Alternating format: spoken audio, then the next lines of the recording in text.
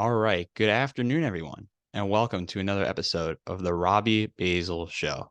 I'm your host, Robbie Basel, as always, because what else would I be doing? I mean, I don't think there's anyone else that would want to host this show, to be honest with you, or be able to host this show on the basis that I do this. And today, it's very short. We're going to go into the Open, some soccer transfers, because there's a breaking news from earlier today, which we'll talk about in a moment, and a brief update on the MLB standings. And of course, I'm going to give a brief, just a word from me about the camp that I was at this week, the Bruce Beck Sports Broadcasting Camp. And I just want to talk about what happened there and everything that went on and just give a quick light and say how great this week was, because I think, and I'll say this again, probably for sure, this is the best week I've had in my summer. This is probably one of the, if not the best week I've had all year, most enjoyable week I've had all year. But before I get into that, let's head to some breaking news from a little while ago. That is Kylian Mbappe. Now, Kylian Mbappe has had a contract dispute with PSG from Liga, and PSG now want to sell their star striker, and he will not be traveling to Asia in their preseason tour. Now, their preseason tour is set to kick off in Japan late, I believe, early next week. But man, this is crucial. I mean, look, according to Fabrizio Romano, PSG thinks Mbappe wants out and are willing to leave him home. This is crazy. And this just made this the transfer window, way more impactful than anyone could have ever thought it would be. And I think that's the best way I could put it, because how crazy this transfer would be for whatever the value is would be, in no doubt to anything, the biggest transfer that we are going to see this year. And it could be one of the biggest transfers that we see value-wise, player-wise, anything since, I don't know, when Messi left Barcelona to go to PSG. I think this is going to be the biggest transfer probably in this decade so far. That's where we're at. Now, how much will he go for? There was another article that I found. We'll head to that real quick. That says Kylian Mbappe offered £1 billion deal to reject Real Madrid move, which this is from a day ago now. But man, we all know, if you know soccer, I know some of you do who watch this, some of you don't.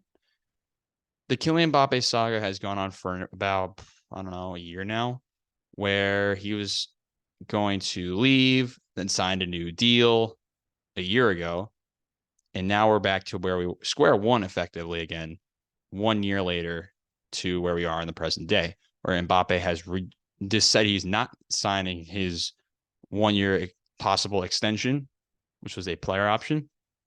And PSG basically said a couple of weeks ago now, you either explore a transfer or get a new contract.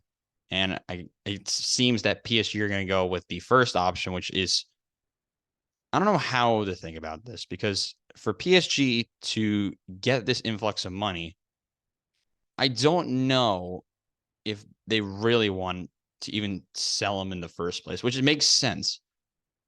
But if you don't want him to leave as a free agent, you kind of have to do it, and you kind of have to do it within the next month and 10 days. So this saga will be going on for a while, because how good Kylian Mbappe is, he won the Golden Boot by carrying that French national team 7 months ago in Qatar, which was, and I don't think anyone else would dispute this, he was the best player at the World Cup, and there's no dispute. He's arguably top 3 player in the world. Some say he could be the best player in the world right now, even more than, and he'd be one of the most influential players in the world right now, even more than Ronaldo and Messi, because he's still playing in Europe. He's staying loyal to the way that the game grew, which was in Europe, and then eventually moved out to these other places. Mbappe staying in France for now. What will this saga, what turn will this saga have is the real question. What do I think is going to happen? This deal, I think, would possibly get done by mid-August, if there would be a deal. Because if you're PSG, you want to get this done now. You do not want to wait until August 31st, where Mbappe's value could drop, or you're screwed and would have to let him go as a free agent in the next summer transfer window, because no one will sign him for the money they want in January. It's that simple. You get this done in the next 40 days, you're totally screwed. And really, PSG are screwing themselves because they should have went this direction 10 days ago. It was very simple what they had to do. And they waited, and now they're in the position that they're in. Will PSG find a way to get the money that they want? They could. How long will it take? No one knows. But what I do know is that there's another interesting transfer today, and that was Anthony Alonga. Now, you're probably wondering, Robbie, who the hell is Anthony Alonga, and why have we not heard of him in a while? Why are you bringing him up in your transfer? Why are you bringing up as a transfer following Mbappe? And to some, that's a very fair question. But the reason I'm talking about this move, now, Anthony Alonga, just for reference, moved for 15 million euros from Manchester United to Nottingham Forest. This is not the first transfer we've seen these two teams have recently. So remember last year they had Jesse Lingard move to Forest for, I don't remember the amount of money, but we had that transfer last year. And now we see another one as the 21-year-old Forest will make Alonga their second signing of the season of the summer transfer window, as Alonga, the 21-year-old from Sweden, will probably make his season debut coming up soon if they have a preseason tour. I don't actually know exactly what Nottingham Forest preseason looks like. I don't follow Nottingham Forest, so I wouldn't really know.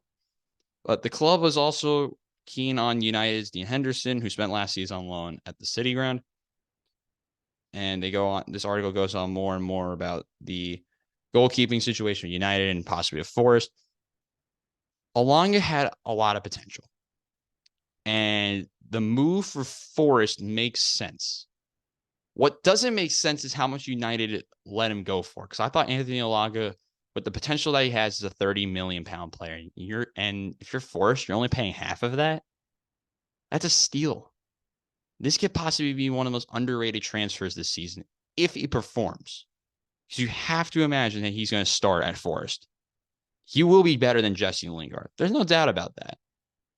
The problem is, hold on one second. So, Alonga, by the way, for reference, has been with United for almost a decade, playing in their youth ranks, signed to their first team, and then didn't get much playing time. And here we are, 15 million for Alonga. Did I think this move was going to happen to Forest, especially? Probably not. What I was originally thinking, I didn't really get to talk about this on stream or on the YouTube video, was I thought Alonga would fit better not in the Prem. And you can argue that for a lot of players that are struggling in the Premier League. Don't keep them in the league that they're struggling in. And the problem would be some of the wages in the Premier League and England in general are so inflated that you can't really do it. So you have to look at this from multiple perspectives, and keeping it in Prem makes sense for some, not for others. I'm confused why United took such low of a fee. Maybe they're just trying to ship him off and maximize his value there, because maybe his value was much lower than the 30 million I thought he was valued at. But it's a good move for Forest, that's for sure. I'm very interested to see how Forest would play him and where they would play him. Will he play on the wing? Could they transfer him, move him over to a number 9? Could he play somewhere else? I don't know. We've seen some players be able to transition to other positions well in the Premier League if needed. So I'm very interested to see what the future holds for Anthony Alonga. Now, one other note from soccer today, this happened a couple of days ago, was, for those who don't know, Arsenal, my favorite team, played in the MLS All-Star game and the MLS All-Star Skills Challenge against the MLS All-Stars, of course. And there was one thing going around where people were going after, I think was it Havertz? It was Kai Havertz, because he didn't score on the volley challenge or whatever. And then he scored in the 89th minute against the MLS All-Stars. Granted, it was to make it 5-0, but at the same time, why would you try in that skills challenge to begin with? for clout in the States. The guys get enough clout wherever they go in the world. I mean, Kai Havertz has made caps for a national team. He's played on Chelsea. He's now on Arsenal.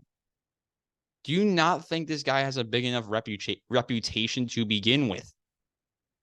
I mean, I don't know how. I mean, if I wouldn't try if I was in the MLS All-Star Skills Challenge, most likely if I was at the level of Kai Havertz. Because what for? I mean, do you really think fans in Washington, D.C. would want to root for really a lot of Premier League clubs? They could. But you would probably see people in the States, and this is just my opinion on this, because this is just the way that some people are. This is not for everyone. You would see some people try to bandwagon and go to teams like City, United, Liverpool, maybe Chelsea because of the name. Now you can argue Arsenal with that. And while you can argue Arsenal with that, fans would not really want to become fans of Arsenal because of how much pain that they bring every freaking season. That's just the way it is. So the fact that people really thought that Kai Havertz would be trying an MLS All-Star Skills Challenge, I think is wild. And people said he had no finishing. He went on and scored. I believe it was a substitute as well. Yep, he was. Kai Havertz, even though he got a yellow card, went out and scored. We saw that also for Arsenal. We saw the debuts of guys like Declan Rice, who looked good, which is a really big positive from this, to be honest with you. We saw Jurrien Timber hold it down at center back. I cannot wait for the season opener for Arsenal anymore. That game will be, just trying to remember when the opening day for the Premier League is. For reference, Arsenal does play a friendly against United in a couple of days. I think it's kind of soon because they're playing United in MetLife Stadium. I believe that's where it is.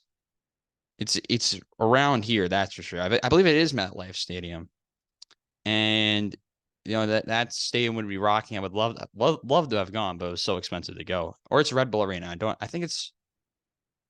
remember actually. But back to Arsenal's plays their season over against the aforementioned Nottingham Forest. Arsenal will play Forest on match day 1 on August 12th. Speaking of the Premier League, I have to mention this again. I'm going to be making a video with Dylan. If people have watched these videos, know I'm making the video with Dylan. It's going to be recorded before the Premier League season, and the whole full edited video is likely going to come out in either like the last day of August or early September. Just the way it is with what is at my disposal right now. But at the end of the day, it was a very interesting week in soccer because we saw another result that I want to talk about. That is in a club from the Bundesliga called Bayern Munich. Now, if you watch soccer, you know about Bayern Munich. And the reason I bring up Bayern is because they beat a 9th tier team 27-0. I did not stutter. You heard me right. Bayern Munich beat a team 27-0. Now, they're a 9th tier team. You should not be alarmed by this, especially your team like Arsenal, your team like Barca, Man City, United, even Borussia Dortmund. I don't think would be concerned by this at all. Why? Because it's a freaking 9th tier team of people probably pulled off from off the street, which is just how these small clubs are. At the same time, I did not think I would ever see a score that big. Now, if you don't know international ball, there's a result. I think it's Australia beat American Samoa 31-0 in the biggest international defeat of all time. 37, maybe? I think it's 31. And we saw basically a replica of that with Bayern playing a 9th tier team. I think that 9th tier team would probably be worse than the American Samoan national team. Just a quick update on another score that would. Just another fun fact of what was going on in soccer. But we're going to head over to the Diamond next because there's actually a couple of games going on. But what I'm here to do is just give a quick update on the standings and just give my quick thoughts on the divisions entering the second half. And of course, we have the deadline that's coming up as well. So that should be a fun topic to discuss. I'll probably do that next Friday because, of course, Monday I'm doing the full soccer recap. Now, I think that might be a stream. I don't know yet. You guys will have to follow the at Robbie Basel Show Instagram for more information on that for sure. Beginning in the American League East, because that's where we start all of these things. We have Baltimore on top of the division. They've won 8 of 10, followed by Tampa, Toronto, Boston, and then the Yankees are in last, which is hilarious because they are over 500. They would actually, they would technically still be leading the AL Central if you really think about it like that. So, what are my thoughts on this? Wow, the race fell back to earth. It was inevitable, but not like this. They've lost 7 of 10. Quickly touching up on Tampa, they have struggled against teams like Baltimore. They play 2 more with Baltimore this weekend. They're currently playing Baltimore, but with a 0-0 scoreline. They were swept by the Rangers. They did take 2 of 3 from Kansas City, and then struggled a little bit against Atlanta, I believe. You can scroll up again. They dropped 2 of 3 to Atlanta, and then got swept by Philadelphia. So they are in a rough patch. And like I said, you can't have a rough patch in this division anymore because Baltimore is right on their heels. Baltimore have scraped together wins in 8 of their last 10, including both losses were to the Dodgers in back-to-back games. Think about that. I mean, they went out, you sweep the Twins. You go out and you sweep the Marlins, who are still rising. You go out and they did drop 2 or 3 to the Yankees, and they did drop a little bit against the Twins. But right now, they're heating up at the right time coming out of the All-Star break, which is a very big positive. Because I didn't think Baltimore would be this good. Remember, I had them in 3rd or 4th in my season prediction. But man, they're proving a lot of people wrong, and they're proving that they're legit, and it's awesome to see. Know what's not awesome to see? The Yankees in last. Not because I don't like the Yankees. I love seeing them in last for that reason. But because I predicted them to finish in first. That's why. But Yankees' problems have gone from the pitching. You've got from the offense from some nights. The Mets, you can argue for both the same thing. It's just inconsistency after inconsistency after inconsistency. And you can't word it better than that. Now, granted, this would be the perfect series to rebound on because you're playing the Royals. But looking back what they've done, they dropped 2 of 3 to the Rockies. Then they got swept by the Angels. They've dropped 5 of 6. So if any series you want to rebound on, this is the one because you have this 2-game Subway series on Monday and Tuesday next week. That will make this a whole lot more interesting. And that's why this series is very impactful for the Yankees especially. Because if they mess this up against the Royals, which I don't think they'll do, man, they're going to be in a rough patch for the rest of the season. I think that will very much impact what they do at the deadline, is what they will do in this series and what they do in the series against the Mets. Heading across to the Central, the Minnesota Twins lead the division still, 2 games ahead of the Guardians, who are under 500 and are 2 games back. That's just the way the Central divisions are. You have the Tigers, who are 5 back, the White Sox, who are 9 back, and then the Royals have taken themselves out of the picture. We'll talk about them, and then as well talk about the AL West. You have the Rangers still holding it down in first, the Astros holding it down in second still, and 4 games back. The Angels, who have rattled off a series sweep of the Yankees to get kind of back into the picture, 9 games back. And you have Seattle, who are at 500 right now, and then Oakland only being 1 game worse than the Royals. I don't think anyone expected that. Because if you look at the Oakland roster, you do not think this team is barely worse than the Royals. You think they're a step down from the Royals. And it's so weird to say that. Quickly on the AL Central, that division's a mess. It's always going to be a mess. And the White Sox are still really bad. Granted, they beat the Mets yesterday, led by a great outing from Michael Kopech, which is, for a fun fact, that's his longest start since June 3rd, and it was against the Mets at Citi Field. Do what you will with that information. But the White Sox took advantage of Mets' mistakes, and they deserved the win. And then in the American League West, it's going to be a dogfight to the end, excluding the A's, which is what we expected in the beginning of the year. I'm interested to see if the Rangers add more. I'm interested to see if the Angels do anything. Because if they want to compete and re-sign Ohtani, they need to go full send. If they do nothing, they're not making the playoffs. Just the way it is. Heading over to the National League, we have Atlanta, who are 500 in their last 10 at 62 wins, a league leading 62 wins. You have the Phillies in second, then the Marlins in third, then the Mets and the Nationals. The team I want you to look out for is the Marlins. They have dropped 8 of 10. They have fallen back to earth. And while this has been against series like the Orioles and the Phillies, they just got swept by the freaking Cardinals, which is, in short, concerning. How do you go out and get swept by the Cardinals? That's just. I mean, the Cardinals have been really bad this year. You want to know why? They're in fourth, barely worse than the Mets. And the Cardinals are actually heating up at the right time. They've won 8 of 10. But at the same time, the Marlins, if they want to compete, they're going to need to likely add offense and bullpen. That's what people would have said in the beginning of the year. That's why I had them in fourth entering the season.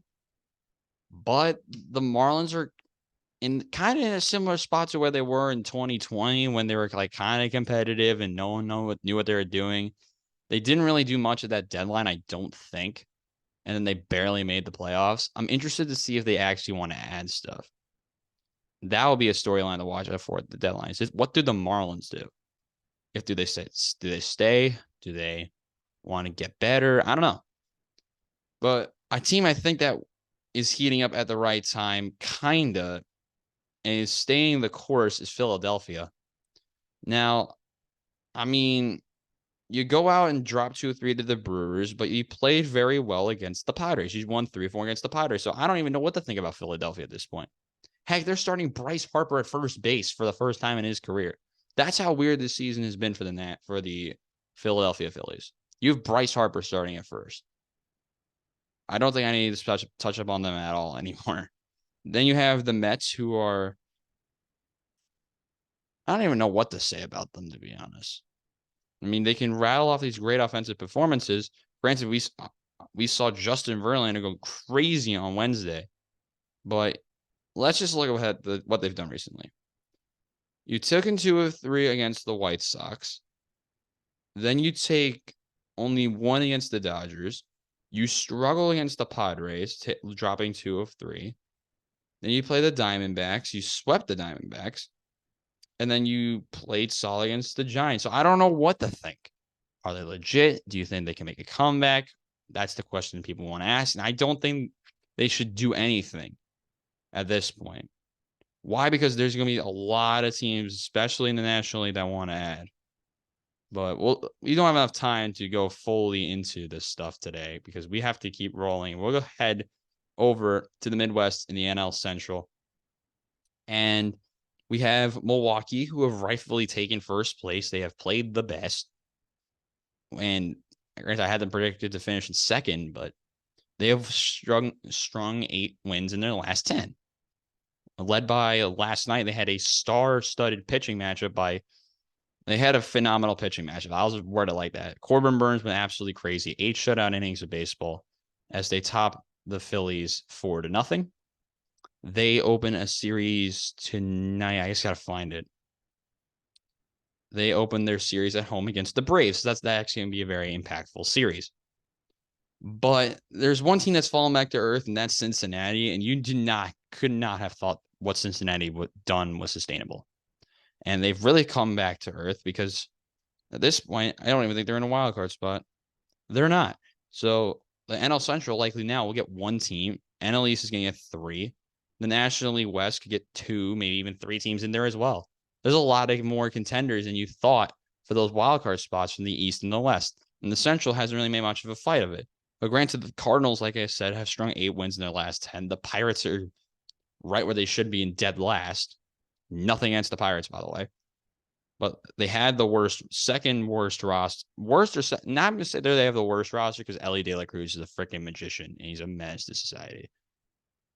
But when you don't even have 20 wins on the road yet, you don't deserve to be competitive. But the weird team that I don't know what they're going to do is the Cubs. They're in third. They're 8 back. What do you want to add? what can they add? Maybe they add bullpen. You want to add another bat? I don't know. And do the Cubs have the prospects at the disposal to trade in order to make these moves? That's what really Chicago is going to have to ask themselves. Heading over to the West Coast, the Dodgers have taken back first place in the NL West, winning 8 of their last 10. The Diamondbacks are right on their heels. They have dropped 6 of 10, though. And right behind them are the Giants? Really? They've won 7 of 10 and are 2 games out of the Dodgers? With the roster that they had, and I thought that would be an automatic 4th place. That's absolutely crazy. And the Giants have done this in, I think, very giant fashion. You go out and drop games to the Reds. You split the series with the Reds, and you go out and sweep the Pirates, which they deserve to win. Then you go out and you take 3 of 4, and you go out and then you drop a couple more games to the Mets. You drop a couple of games to the Mariners, and you beat the Mariners. Then you go out and beat the Rockies and Pirates. So, and then you drop the games against the Reds. They now open a series in DC against the Nationals. So would be the Giants' time to strike, is against the Nationals. Why? The Dodgers have a real chance to mess up because they're playing the Rangers on the road at Globe Life Field. Can the Rangers actually help the Giants? And could we see the Giants be leading at the end of the weekend? That's the storyline to watch out in the NL West, because the Diamondbacks, granted, they have a tough schedule upcoming a little bit. They play the Reds, and they play the Cardinals, then they play the Mariners, then the Giants, and the Twins, and the Dodgers, the Padres, the Rockies, all those teams, then the Padres again. So it's a very interesting stretch for sure for the Arizona Diamondbacks. This is going to be your contend or pretend type of month from Diamondbacks. It's going to be August for them. Because if they're legit, they're going to go out and be over 500 in August and then be over 500 in September and make the playoffs. It's a wait and see game for what the Diamondbacks are going to be like. That's what we're talking about in baseball. Now we're going to head to what I previewed on Monday, which was actually not previewed on Tuesday, which was the Open. Now, the Open has taken a weird turn, and we have Brian Harman leading by 5. This just proves how let me reword this. This just proves how crazy this tournament is, because no one in their right mind, would think Brian Harman would contend in a major. Then you have to think of the stats. He's contended at majors before. He's contended at the Open. He contended at a little bit at the U.S. Open. He contended a little bit at PGA Championships and other tournaments before. He's that guy, and if he can putt well, that's what's going to make him different than everyone else. But Brian Harman recently, let's look at what he's done in recent tournaments. He finished tied for 12th at the Scottish Open. He won't play it at the Rocket Mortgage, finished in the top 10. Travelers, he finished in 4th. U.S. Open, he did play kind of bad towards the end. That's what cost him.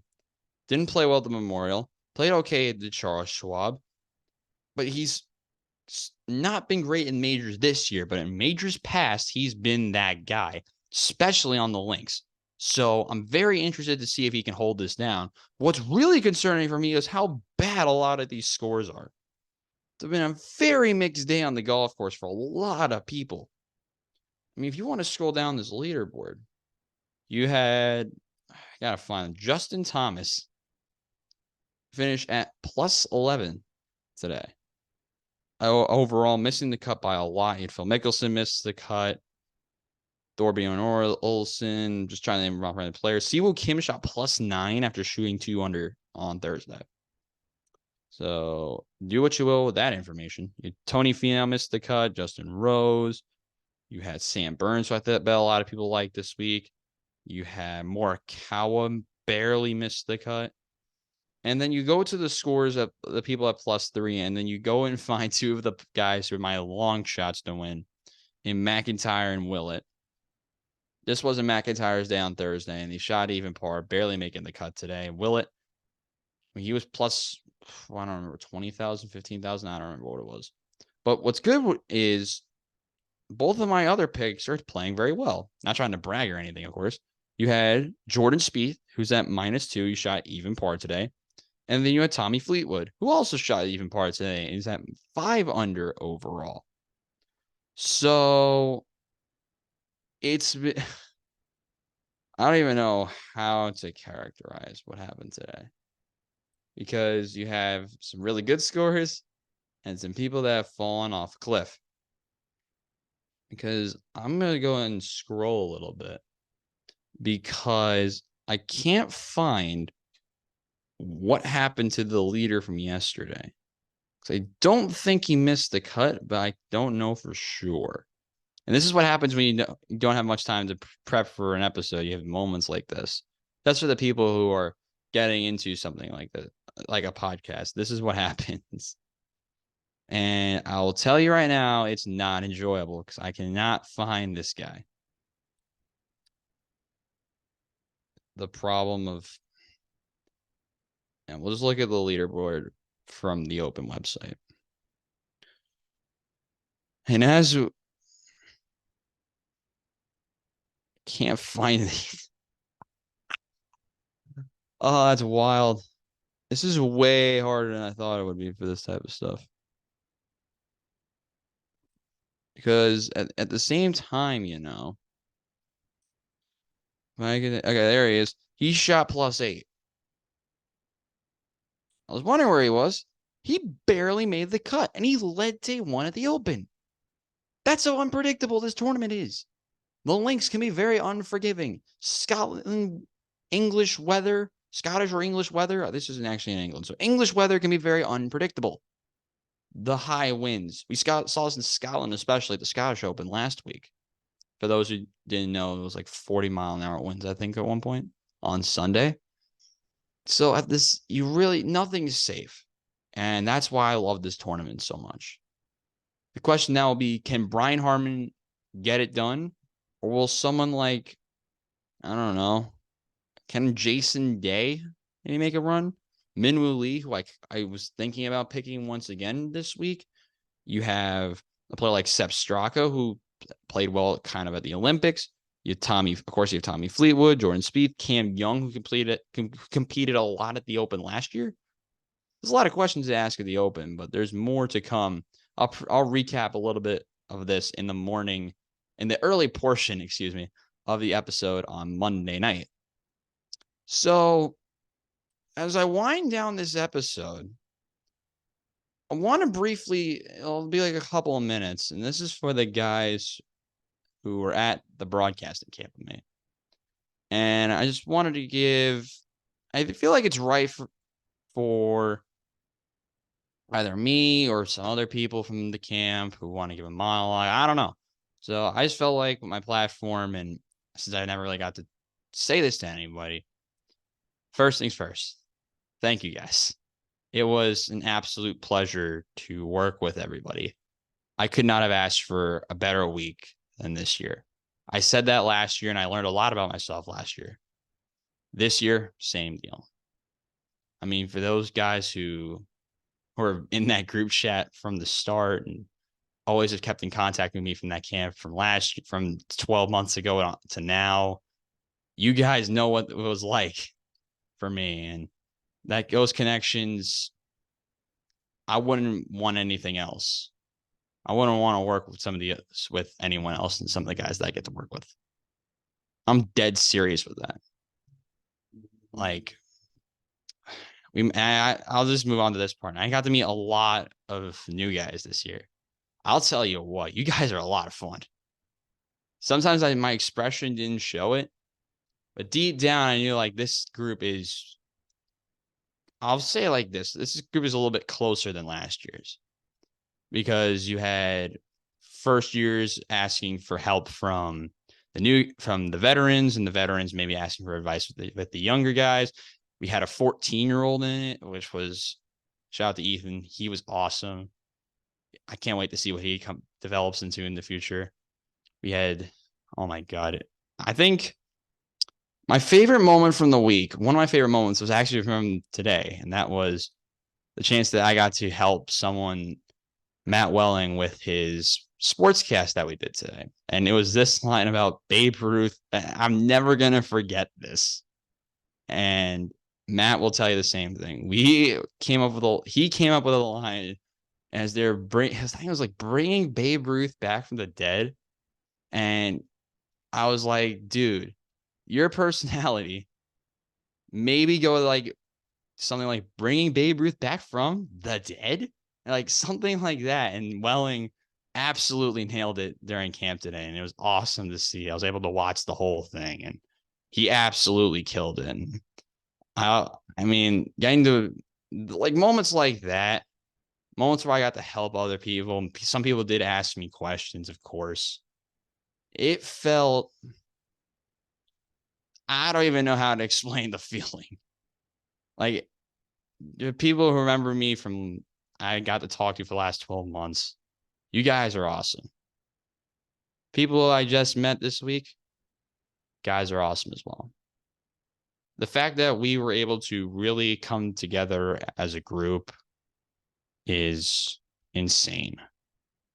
In the 34, 35, I don't remember, 34 of us who were all in that one room with Mike, and the energy that Mike brought on day one, and the development of some of the people that myself, I mean, Bruce asked me about it one time, I think. From what I noticed, I bet some of the other veterans could say the same thing of how we all noticed. And Mike said it perfectly during the conclusion today that we all improved. Like, a lot of people improved. Everyone improved. What the hell am I saying? Everyone improved. That's what the goal of this week was, sort of. And it was to get reps, improve, learn from your mistakes, do all this stuff because some people haven't done this before. And from deep down, I like to say thank you guys for not only dealing with me, because it was it was so much fun to be with you guys. And I wish I can come back, but at the end of the day, I don't think I'm coming back as a camper. If Bruce wants me to come back as a teacher's assistant for him, for Mike, for whoever, I don't know, I would be totally open to it. But you guys are great. I can't wait to see how everyone goes on with the rest of this year and the future. And those guys, they know they'll always have my number or contact in their back pocket. That's for sure. And like one more time, it was an absolute pleasure. And that will conclude this episode of the Robbie Basel Show. Thank you guys so much for watching. If you want to follow the Instagram, it'll be in the description. If you want to follow me, that's also in the description. The handles will all be in the description. Reason I didn't talk about F1 today, and I bet some people are expecting that, I'll be on the Starting Grid podcast tomorrow. The episode should be coming out, I think, tomorrow afternoon or tomorrow night, and then there'll be a race recap on Sunday night. So if you want to follow all the F1 content, make sure you follow at the Starting Grid podcast on Spotify, Apple Podcasts, I think they're on as well, and of course on Instagram. But for now, I'm Robbie Basel, and I'll see you guys next time.